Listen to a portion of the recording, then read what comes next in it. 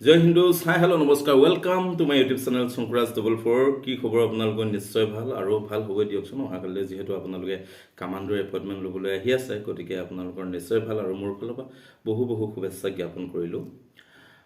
আৰু যিসকলে সফল হ'ব নোৱাৰিলে তেওঁলোকক উদ্দেশ্যি কৈছোঁ আপোনালোকে মন ডাউন নকৰিব দুগুণ উৎসাহে আপোনালোকে প্ৰেক্টিছ কৰক কিয়নো আপোনালোকৰ বাবে ভাল খবৰ আহি আছে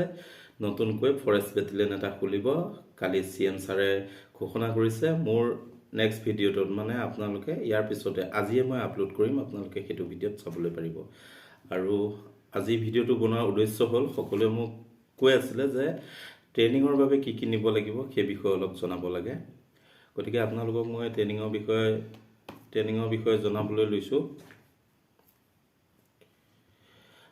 আপোনালোকে দুখন বেডশ্বীট ল'ব মানে বিছনা চাদৰ ছিংগুল বেডৰ ডবলৰ নহয় তাৰপিছত এটা বাল্টি ল'ব এটা মগ ল'ব এজোৰ ষ্টিলৰ কাঁহী বাচন ল'ব মানে কাঁহী বাতি আচলতে ষ্টিলৰ ছিংগুল বাতি লোৱাতকৈ আপোনালোকে ধৰি লওক 3 বাতি বা 4 বাতি টিফিন পায় নহয় টিফিনটো ল'ব সম্পূৰ্ণ টিফিনটো কিয় ল'ব মই আপোনালোকক কৈছোঁ আণ্ডাৰ ট্ৰেইনিং আপোনালোকে এনাৰ্জিৰ কাৰণে বুট মগু তিয়াই খাব লাগিব যদি আপোনালোকে 3 বাতি টিফিনটো লয় এটা বাতি আপোনালোকে মাছ মাংস কিবা হোৱা দিনা সেইদিনা ব্যৱহাৰ কৰিব পাৰিব শাক মানে খাবলৈ কাৰণে চব্জি লোৱাত ব্যৱহাৰ কৰিব পাৰিব আৰু বাকীকেইটা টিফিনত আপোনালোকে বুট বাদাম এইবোৰ আপোনালোকে ভিজাই ৰাখিব পাৰিব পিছদিনা মৰ্ণিঙত আপোনালোকে খাব পৰাকৈ গতিকে আপোনালোকে ছিংগুল টিফিন বাতি লোৱাতকৈ টিফিন বাতি লৈ ল'ব 3-4 বাতি তাৰপিছত আপোনালোকে গ্লাছ এটা ল'ব পানী খাবলৈ আপোনালোকে খাকী হাফ পেণ্ট এটা ল'ব পাৰে যদিও খাকী হাফ পেণ্ট 2-3টা লাগে আচলতে আগতে ইছ্যু হয় আৰু ইছ্যু হোৱা নোহোৱাটো আপোনাৰ এইটো বেলেগ কথা আপোনালোকে বৰ্তমান খাকী হাফ পেণ্ট এটাই ল'ব তাৰপিছত ইয়াতে লাগিলে মেজাৰমেণ্টত আৰু এটা চিলাই ল'ব যদি ইমাৰ্জেঞ্চি হয় যদি নহয় আপোনালোকে পে পোৱাৰ পিছত দৰমহা পোৱাৰ পিছত নিজৰ টকাই ল'ব বেছি ভাল লাগিব ঘৰৰ টকা খৰচ কৰাতকৈ গতিকে আপোনালোকে এটা হাফ পেণ্ট ল'ব 4টা বগা হাফ গেঞ্জি ল'ব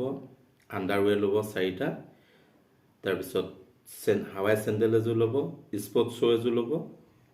টেক শ্বুট এযোৰ ল'ব পাৰিলে আঁঠুৱা ল'ব তাৰপিছত গাৰু কভাৰ তাৰপিছত আপোনালোকে জেন্টছসকলে ছেভিং বেগ ল'ব ছেভিং বেগ এটা পায় খুব ধুনীয়াকৈ তাতে আপোনালোকে এনেকুৱা ধৰণৰ সৰু কেঁচি এখন লৈ ল'ব তাৰপিছত আপোনালোকে ৰেজৰ ব্ৰাছ ছেভিং ক্ৰীম সেইখিনি লৈ ল'ব আৰু আপোনালোকৰ ইম্পৰ্টেণ্ট বস্তুটো হৈছে বেজি আৰু গুলি সেইটো পাহৰে মানুহে আপোনালোকে এতিয়াই মেনেজ কৰি থৈ দিব বেজি গুলি লাগিব কাৰণ আপোনালোকে সৰু সুৰা চিলাই কৰিবই লাগিব আণ্ডাৰ ট্ৰেইনিং কিবা কিবি বুটাম চিলোৱাই হওক কিবাই হওক আপোনালোকৰ সেইখিনি বিশেষ প্ৰয়োজন হ'ব গতিকে বেজি গুলিটো আপোনালোকে লৈ ল'ব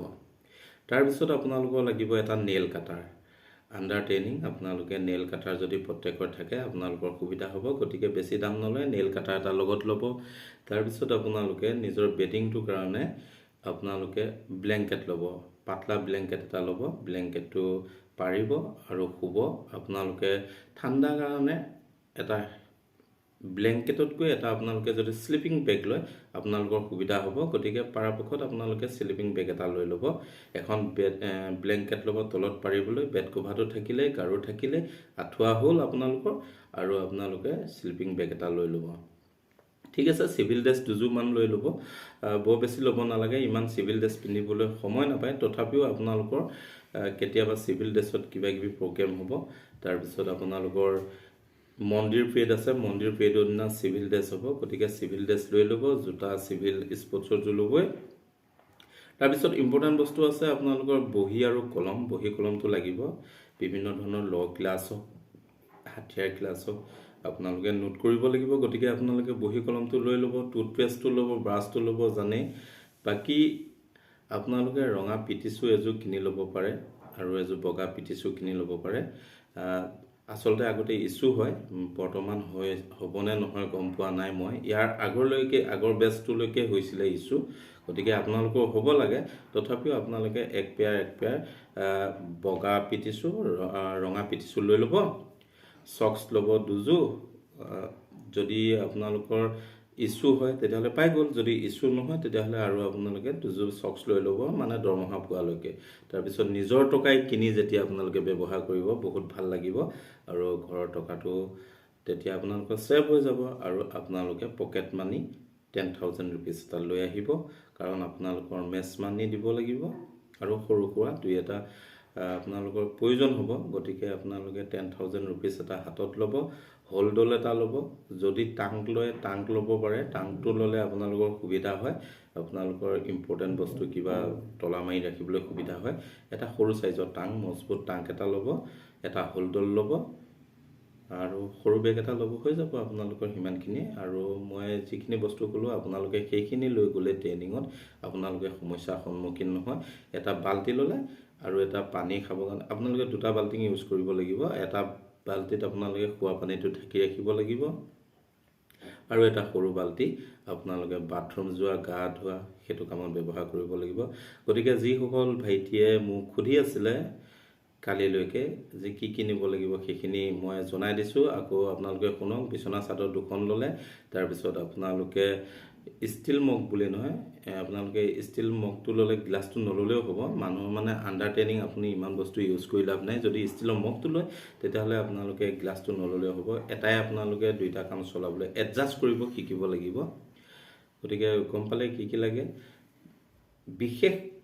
মনত থাকিবলগীয়া বস্তুটো হ'ল আপোনালোকৰ বেজী গুলি। গতিকে আপোনালোকে বেজী গুলি লৈ ল'ব।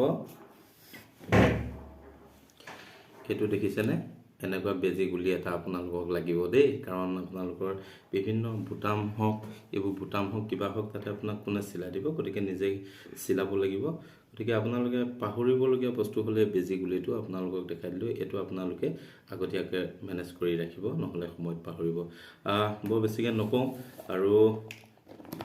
আপোনালোকক পুনৰবাৰ শুভেচ্ছা জ্ঞাপন কৰিলোঁ। আপোনালোকৰ হ'বলগীয়া অনাগত দিনবোৰ মধুময় হওক দেই। আপোনালোকৰ চাকৰিটো খুব ধুনীয়াকৈ আপোনালোকে ট্ৰেইনিংটো পাৰ কৰক, তাকেই কামনা কৰি আজিলৈ মই সামৰিছোঁ। জয় হিন্দ।